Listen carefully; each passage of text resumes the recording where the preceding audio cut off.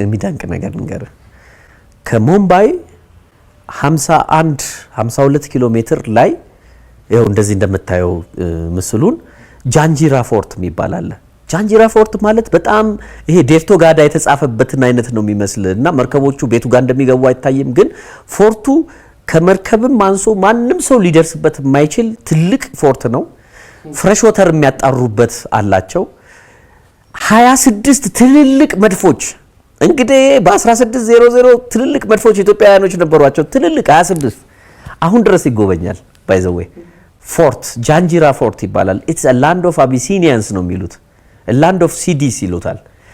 እንግሊዞች ህንድን፣ ፖርቹጋሎች ህንድን በሚያደርጉ ጊዜ ይሄኛው በጣም ጠንካራ ስለነበረ ሊገዛ አልቻለም። መጨረሻ ህንዶች እንግሊዝን ለቀው ሲሄዱ ኮሜሞሬት አድርገው ነው ወደ እንግሊዝ የገባው ይሄ ላንድና